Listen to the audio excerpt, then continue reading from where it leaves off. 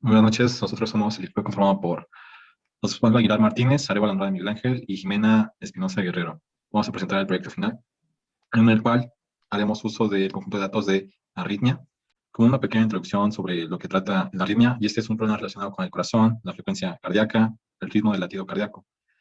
Cuando un corazón late demasiado rápido, pues la afección se llama taquicardia; cuando un corazón late demasiado lento, la afección se llama braquicardia. Es decir, hay varios tipos de arritmia, y nuestro objetivo será, mediante varias técnicas de minería de datos, ya que sean como clasificación, predicción, todo eso, pues hacer una pequeña contribución al área clínica con el fin de, pues, no sé, clasificar estos tipos de arritmia y pues hacer una contribución a este campo. Aquí tenemos nuestra descripción del conjunto de datos, el objetivo, que he dicho, aplicar todas las técnicas de minería de datos aprendidas en el semestre, en el curso de data mining, tales son como limpieza de datos, árboles, regresión, clusterings y reglas de asociación. Ahí están los créditos de los autores, el enlace de acceso y nuestro diccionario de datos. Nosotros llevamos la decisión de tomar todo el diccionario de datos para pues, hacer un mejor trabajo y tener pues, un amplio campo de atributos para realizar todas las técnicas ya mencionadas anteriormente.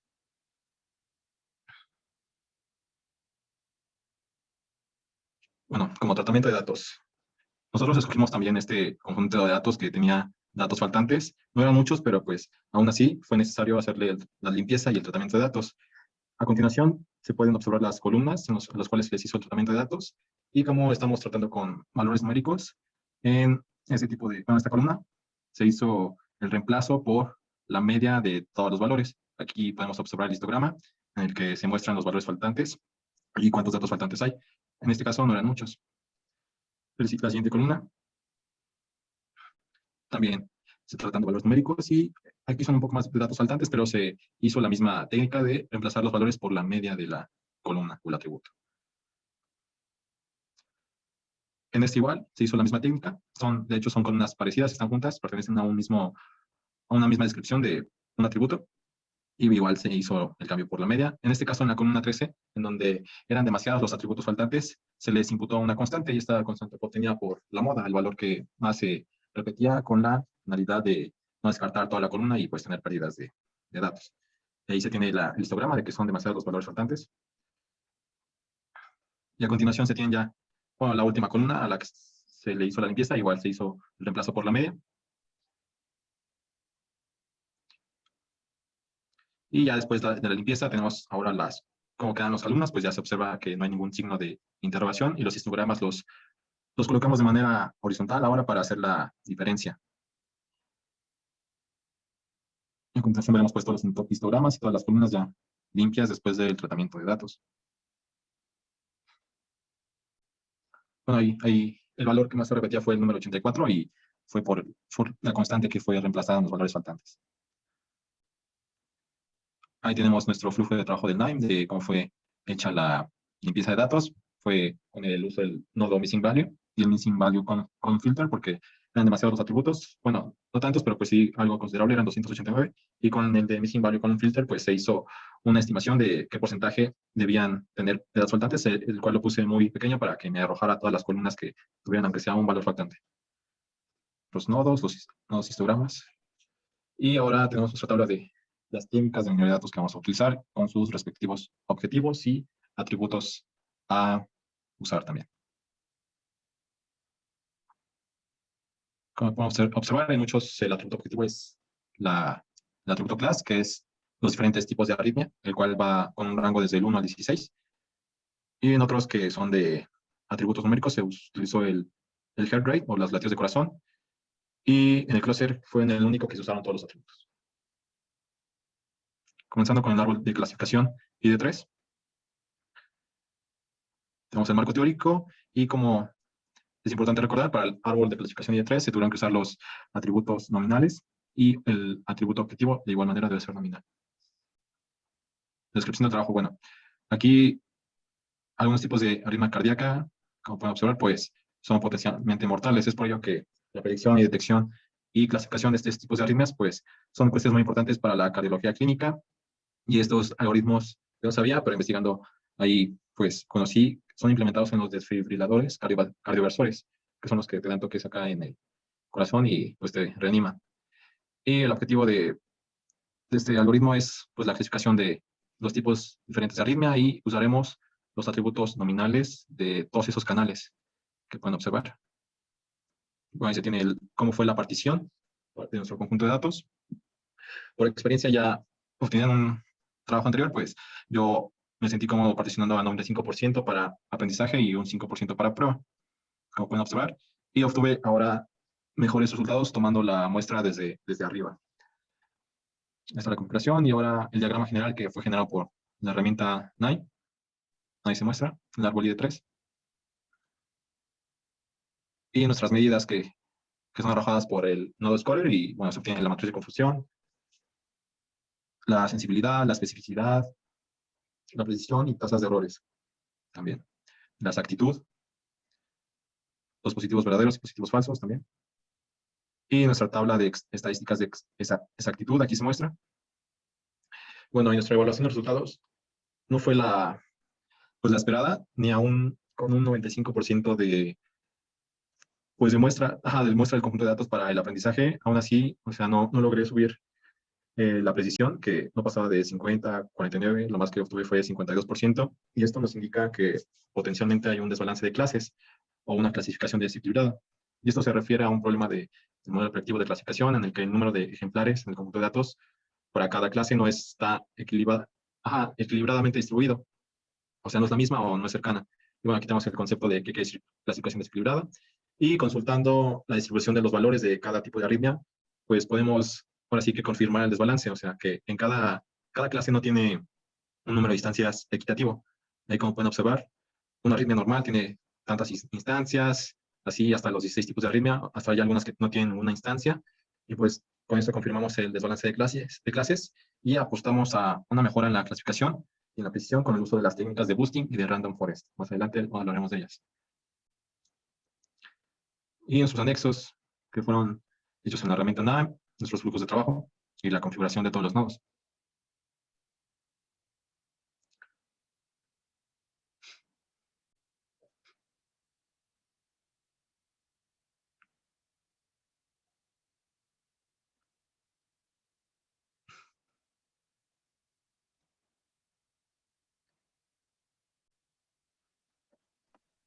Bueno, pues ahora vamos a hablar del método con el árbol CART.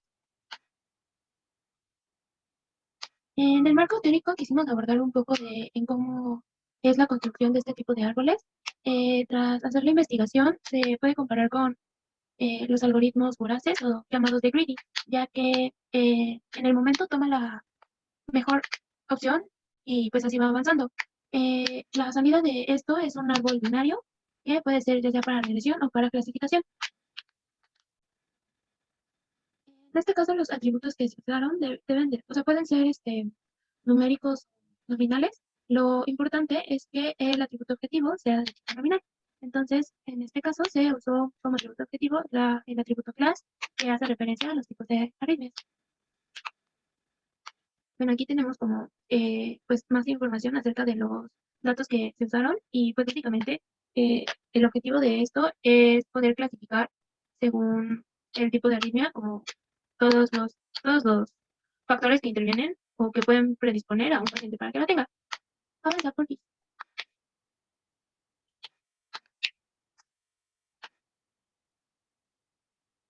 Bueno, en este caso usamos la herramienta Orange y como, como el tratamiento de datos del principio se había hecho pues en NIME, yo tuve que hacer una imputación para las clases que pues obviamente les faltaban datos. Eh, el nodo para esto se llama input y de la misma manera se llenó con el valor más repetido o con el promedio. Una vez que se hizo la imputación, se usaron los nodos dataSample, que es para el muestreo de los datos, donde una sección va a ir para pruebas y otra sección para entrenamiento. También se usó el nodo tree, que en Orange es el que básicamente va a hacer el árbol mismo, y predictions, donde vamos a poder evaluar el modelo generado. Este es el modelo que nos generó.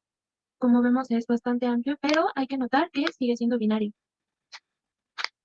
Para poder evaluar el desempeño de un árbol de este tipo tenemos varios como parámetros, donde uno es el AUC, que es el área bajo la curva, que nos menciona como qué tan probable es que clasifique bien nuestro modelo, donde nuestro valor máximo es 1, implicando que siempre lo clasifica bien, y el valor mínimo es 0, implicando que todo lo clasifica mal.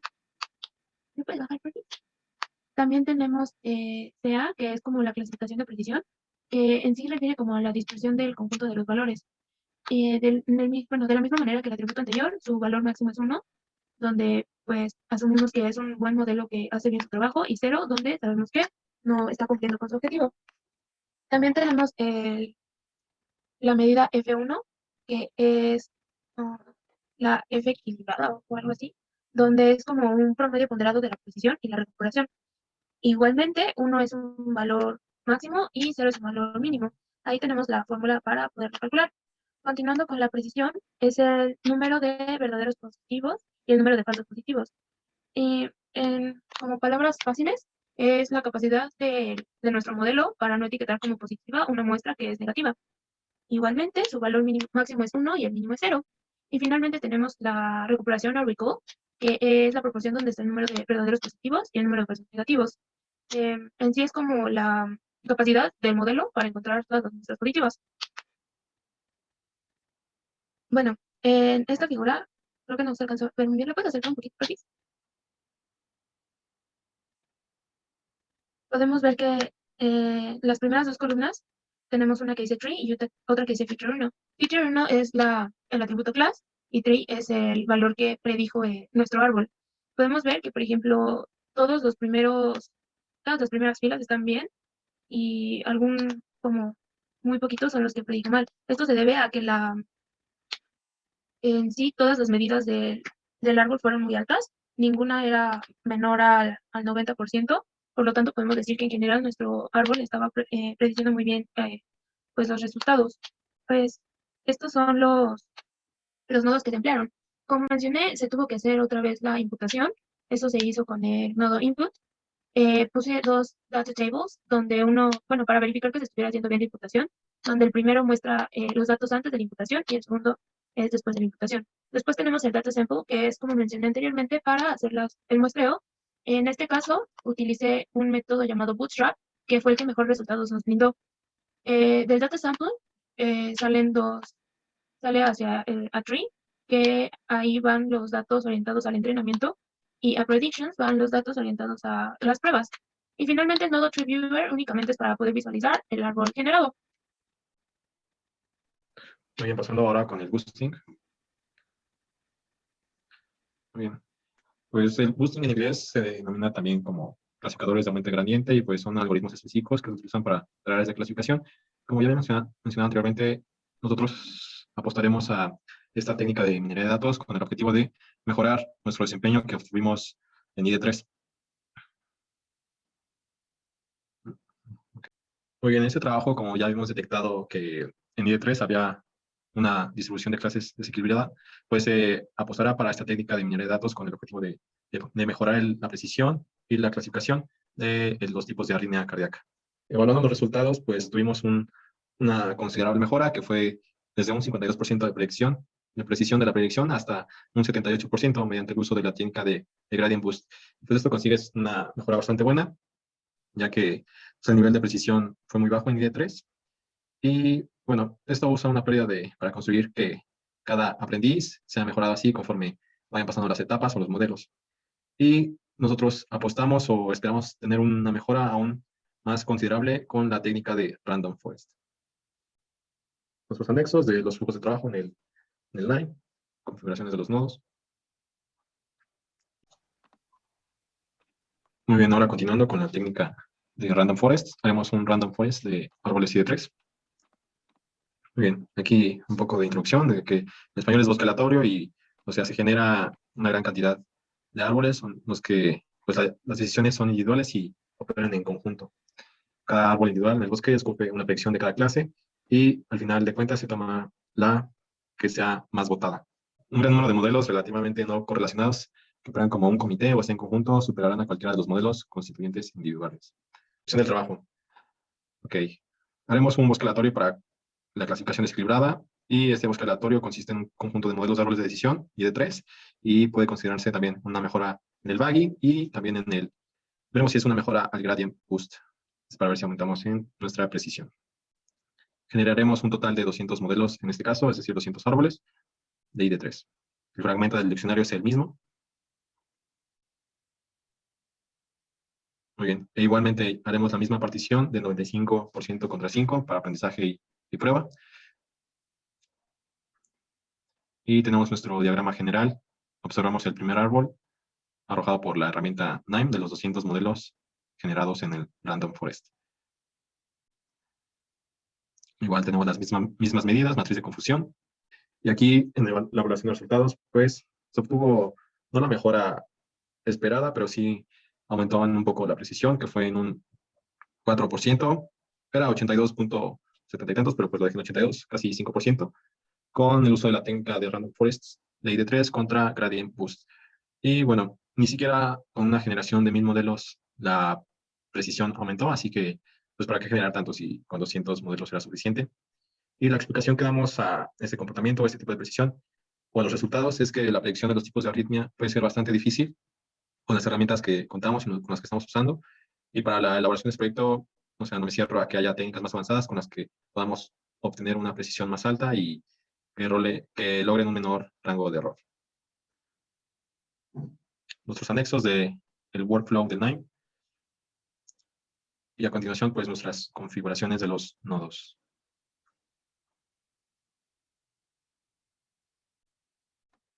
Bueno, ahora vamos a hablar de las reglas de asociación. Hay que recordar que las reglas de asociación tienen como objetivo principal encontrar relaciones entre un conjunto de transacciones. Cada transacción está compuesta por items y el conjunto de ellos se les llama item set. Existen varios algoritmos diseñados para generar las reglas de asociación. Uno de los que se mencionó en clase fue el algoritmo a priori, que en general identifica como todos los item sets que ocurren con una frecuencia por encima de un determinado límite. Y también es capaz de convertir esos item sets frecuentes en reglas de asociación. Para poder verificar que una regla de asociación es importante o válida, tenemos una medida que se le conoce como soporte, que en general es como el número de transacciones que contienen el ítem dividido entre el total de las transacciones.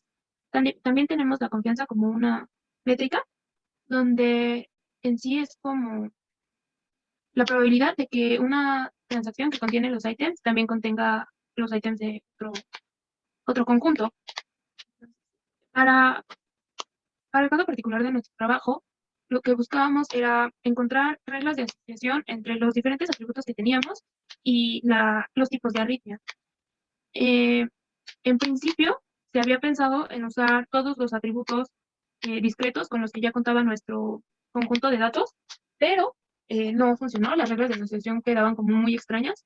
Entonces, se recurrió a hacer como un pretratamiento de los datos, donde se usaron los atributos referentes al sexo, a la altura, al peso, al número de latidos del corazón, a los canales 5 y 6 y obviamente a la clasificación de la arritmia. Como mencioné, se tuvo que hacer un pretratamiento. En, en el software de Orange no me daba ningún nodo que me permitiera hacer una discretización de los atributos. Entonces, esto se hizo en Excel y lo que se hizo fue buscar bueno, en el caso de los latidos del corazón, buscar cuáles eran pues lo aceptado o lo que se considera normal y generar un nuevo atributo que lo nombramos latido normal, que tiene el valor de 1 si es un latido normal y un 0 si es o más bajo o más alto de lo normal. Por otro lado, también se hizo otro atributo llamado peso, que es para identificar si el individuo en cuestión tenía o no sobrepeso.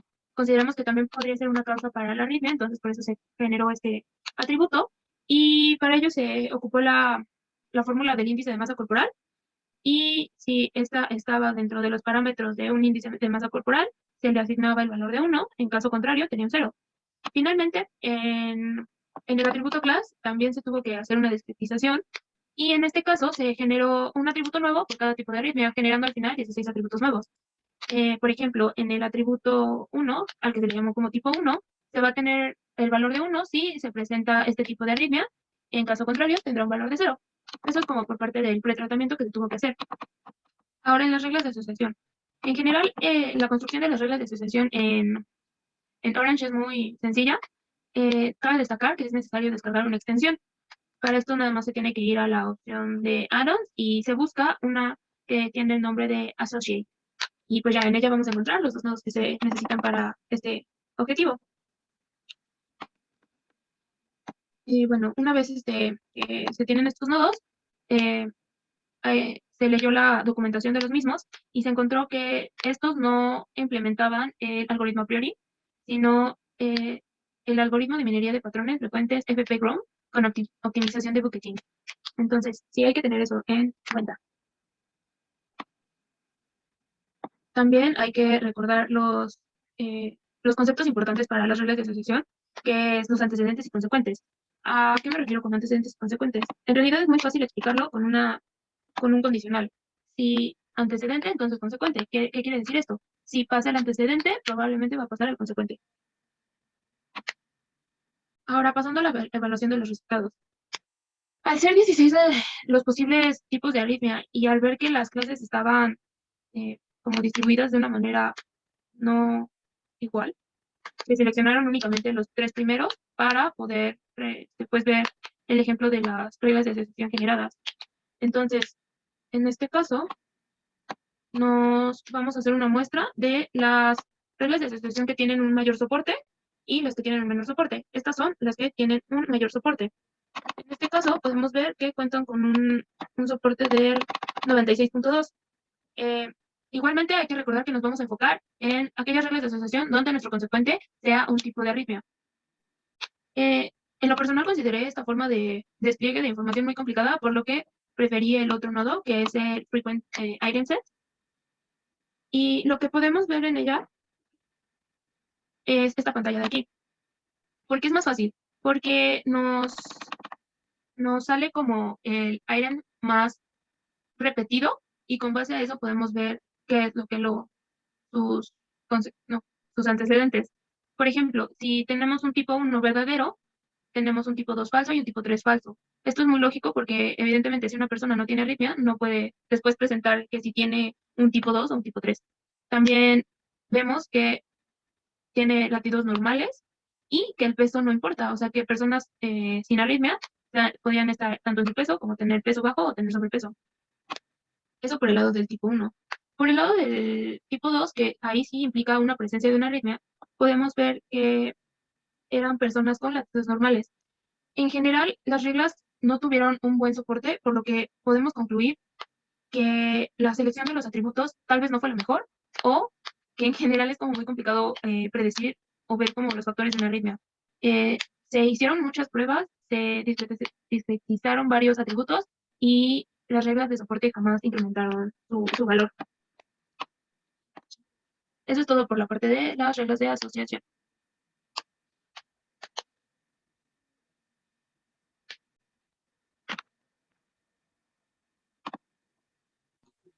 Muy bien, seguimos con el apartado de regresión lineal.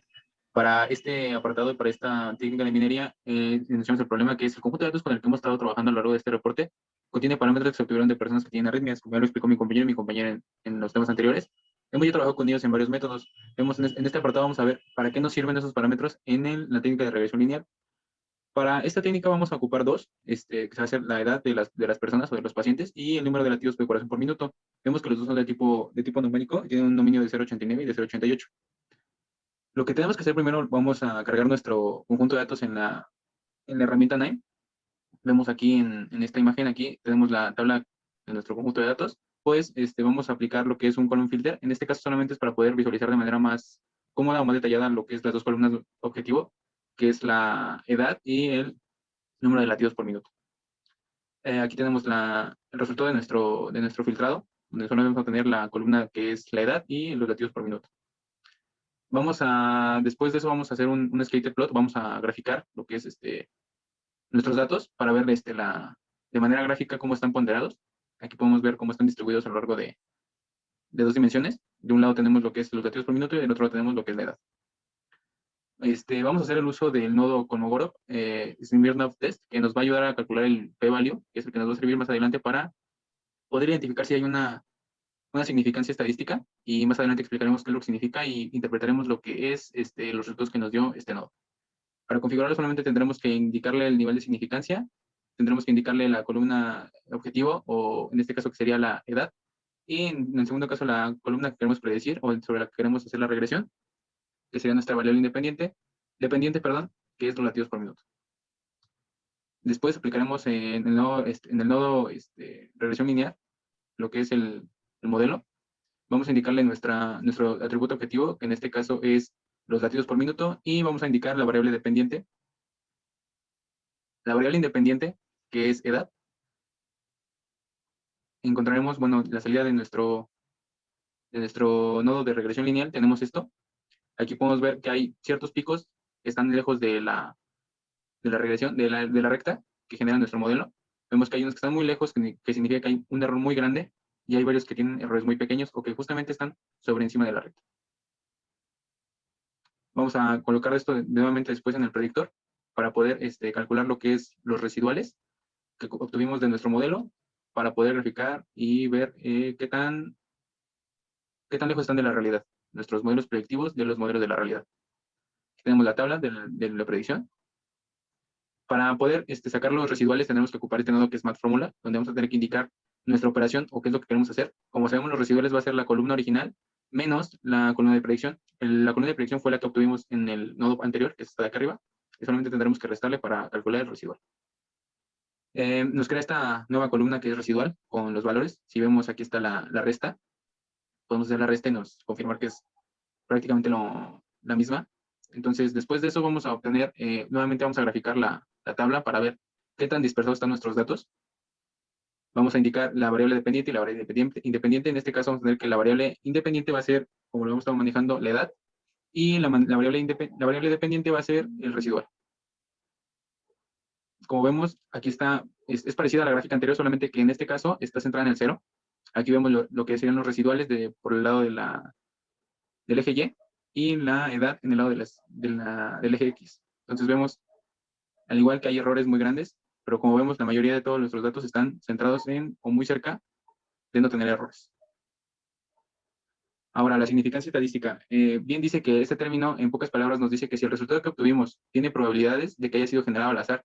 Para determinarlo, tendremos en cuenta el resultado de p-value que obtuvimos del nodo Kolmogorov, que vemos en el que indica que p-value es igual a 0. Por lo tanto, si la significancia que fue la que le dimos, que era 0.05, es más grande que p-value, se rechaza la hipótesis y se concluye que hay una relación estadísticamente significativa entre la edad del paciente y el número de latidos por minuto de cada paciente. Lo que queremos decir es que la probabilidad de que los resultados mostrados... Lo que queremos decir es que la probabilidad de que los resultados mostrados se deban al azar es igual a 0. Por lo que el azar no está interviniendo en nuestros resultados. Por otra parte, también tenemos el apartado de regresión lineal múltiple, donde va a ser obtener o predecir el número de latidos por minuto en base a varios atributos. Para el desarrollo tendremos que hacer lo mismo que hicimos en el apartado pasado, cargar el conjunto de datos, hacer la limpieza. Y para este apartado vamos a hacer el nuevo particionamiento. Vamos a tener dos particionamientos, que es para la parte de entrenamiento y para la parte de pruebas. Tenemos el 90% para la parte de entrenamiento y el 10% para el apartado de pruebas. Después de esto vamos a tener aquí lo que es las dos particiones generadas por el nodo. Igual la primera entraremos por el apartado, la primera partición, la mandaremos al nodo de regresión lineal. Eso sería el 90% de nuestro conjunto de datos. Aquí tendremos lo que es el atributo objetivo y los atributos que, como mencioné anteriormente, nos ayudarán a predecir o a calcular, o veremos si hay una predicción acerca de ellos, en base a ellos, al número de latidos por minuto. Vemos la gráfica, se parece mucho a la de la regresión lineal, solo que en este caso vemos que los puntos están más dispersados a lo largo de toda la gráfica. Después vamos a indicar en el nodo regresión, en el proyecto de regresión, indicaremos o le introduciremos lo que es el resultado, que es de nuestra primera partición, y el resultado de la partición 2, que es el del apartado de pruebas. Nombraremos una nueva columna que va a ser la predicción, a ver qué predicción nos puede hacer, y aquí la tendremos en el apartado. sería esto de acá. Después solamente igual que en el nodo pasado, digo, en la regresión lineal, solamente usaremos más fórmula para poder calcular los residuales, para ver qué tanto error tenemos. Tendremos aquí igual que en el apartado pasado la variable o la columna original menos la columna de predicción que fue la que calculamos apenas, que son los residuales. Veremos aquí el resultado en la tabla y únicamente lo que nos faltaría sería graficar o demostrar de manera gráfica lo que es el resultado de los residuales. Y veremos aquí que hay mucho menos ruido o hay más muestras separadas a lo largo de todo el plano. Pero al igual que el anterior, hay errores muy grandes, como aquí podemos ver. Hay errores que tenemos muy lejos de la recta o de la línea cero, que significa que los residuales son nulos o no hay residuales. Al igual que el anterior, vamos a ocupar el nodo Kolmogorov-Smirnov para poder obtener el p-value, para poder indicar si estos resultados fueron generados o hay alguna intromisión del azar. Igual ponemos la significancia de alfa de 0.05, las columnas que vamos a ocupar. Al ver, bueno, después de esto vemos o analizamos el nodo Kolmogorov, vemos que el p-value es, como lo vimos en la parte anterior, es de 0, aún con la significancia de 0.5, por lo que llegamos a la misma conclusión, en la que si el p-value es más pequeño que la significancia, se rechaza lo que es la hipótesis 0 y se concluye que hay una relación estadísticamente significativa. En este caso, como es una relación múltiple, va a haber una relación estadísticamente significativa entre la edad del paciente, el peso y todos los demás atributos que ocupamos para obtener una predicción acerca de los latidos por minuto, lo que significa que la probabilidad de que los resultados mostrados se deban al azar sea 0. Por último, vemos en el apartado de clúster, que significa, bueno, a grandes rasgos es agrupar los datos o el contenido de nuestros datos en grupos iguales o semejantes, con características semejantes, excluyendo los datos de los datos de las instancias diferentes. Tenemos una pequeña tabla comparativa con los algoritmos de clúster. Para este caso, vamos a ocupar lo que es el algoritmo K-means, que es de tipo particional. Es un método de agrupamiento que tiene como objetivo la partición de un conjunto de n observaciones en K grupos, en el que cada observación pertenece al grupo cuyo valor medio es más cercano. Tiene una complejidad algorítmica de big O, n más 1 logaritmo de n, donde n es el número de entidades a particionar. Utiliza la medida entre el K centro y sus n puntos, y utiliza la medida euclidiana o Matahan. Una vez explicado el algoritmo que vamos a ocupar el NIME. Vamos a primero a indicar que el diccionario de datos va a ser todo el diccionario de datos completo, debido a que para obtener una mejor predicción o una mejor agrupamiento tendremos que ocupar todas las instancias o todos los atributos de nuestro conjunto de datos. Vamos a hacer el tratamiento de los datos, debido a que, ya que los datos como vimos, los dominios son muy diferentes, hay que estandarizarlos. En 2 dimensiones lo vamos a estandarizar. En algunos algoritmos de segmentación, el hecho de no eliminar las unidades puede afectar directamente en su funcionamiento. Como se puede visualizar en la figura 132, aquí vemos el dominio el dominio de los atributos son muy grandes, son diferentes. Entonces, el dominio de datos entre cada uno de los atributos varía mucho, generando conflictos para algoritmos de clustering que se basan en la distancia, debido a que habrá atributos que dominan el estudio. Aquí vemos una vez después de haber estandarizado nuestros dominios de nuestros atributos, vemos que cambia porque el dominio va a ser entre 0 y 1. Vemos que aquí cambiamos, por ejemplo, en la columna 0 vemos que había máximos de 83. En este caso solamente veremos máximos de 0 a 1, al igual que todas las demás columnas. El siguiente paso a realizar consiste en la aplicación de los algoritmos de clustering para determinar cuál es la mejor opción. Para ello, primero determinaremos el valor de K idóneo en el algoritmo de K-means, que es el que vamos a ocupar. Esto solo para tener un valor de referencia. Para que no tengamos que estar probando con diferentes valores, vamos a llevar a un valor de referencia para no trabajar de más. Para ello será el uso del coeficiente de silueta, que permite medir valores como la cohesión entre elementos de un clúster y separación entre los clústeres. Es importante recordar que el coeficiente de silueta solo funciona para algoritmos que funcionan con medida de distancia. Con medida de distancia, aquí tenemos el coeficiente. Vemos que el pico más alto del coeficiente de K es cuando K vale 3. Entonces es el número que vamos a ocupar. El coeficiente de silueta es un valor entre -1 y 1. El mejor valor de K es el que se aproxime más a 1. Auxiliándonos de la figura 134, es fácil observar que el mejor valor de K para el algoritmo de K-means es el 3, y a partir de este punto, para los elementos que requieran un número de grupos esperados, se le asignará este valor. Para realizar esta técnica vamos a ocupar la herramienta NIME. Vamos a ocupar el nodo que se llama K-means. Vamos a configurarlo como lo vimos en número de clústeres como 3, y vamos a indicar todos los atributos de nuestro conjunto de datos. Al final vamos a tener esto que es este agrupamiento por 3, son los 3 clústeres. Vemos aquí que son 2 dimensiones, como lo habíamos indicado al principio de estandarizar nuestro conjunto de datos. Aquí vemos los 3 grupos de manera muy gráfica de diferente color: el verde, el rosa y el morado. Estos son los anexos. Aquí, como lo indiqué al principio, aquí está el apartado de limpieza. De aquí, después de obtener los valores, hacemos un filtrado para poder hacer la regresión lineal. De este lado tenemos el clúster, donde normalizamos y hacemos la redimensión de nuestros atributos para poder manejarlos en el K-means. Solamente vamos a ocupar otros nodos auxiliares para poder indicar o para poder visualizar de manera más precisa lo que es el agrupamiento de diferentes colores. Y en el de regresión múltiple solamente sería el de particionamiento.